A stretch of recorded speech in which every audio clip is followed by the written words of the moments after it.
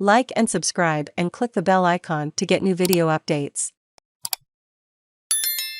Gut-wrenching and disturbing man arrested after allegedly stealing $1.15 million from elderly mother. A man has been arrested for allegedly defrauding his elderly mother out of over $1 million, while the 83-year-old woman was sick in her Gold Coast home. The 64-year-old Melbourne man was found by financial and cybercrime detectives this month with assistance from Victorian Police after it was alleged he stole $1.145 million from the woman's account over a 4-year period. It is alleged the man was transferring funds from his mother's bank accounts into his own, spending large amounts of her money without permission.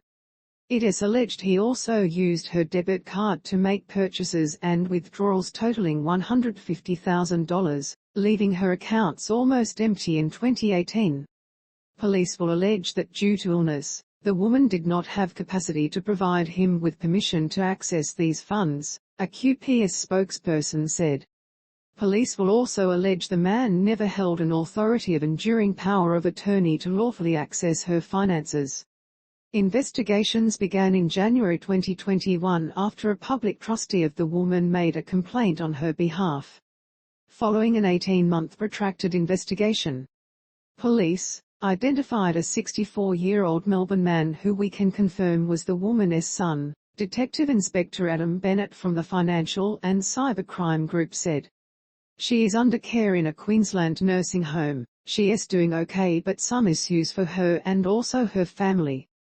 The 64-year-old has been charged with fraud of over $100,000 and will appear in Brisbane Magistrates Court on July 4.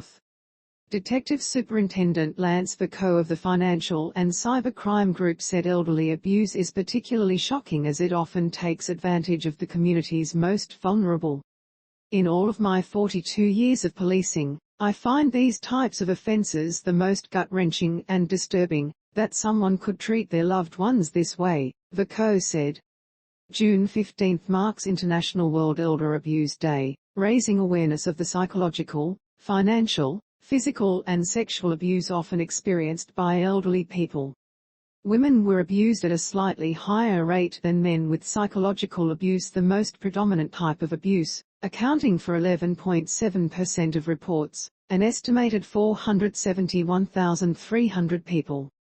Neglect accounting for 2.9% of abuse reported, and financial abuse, accounting for 2.1%, or an estimated 83,800 Australians last year, were the second and third most common forms of abuse.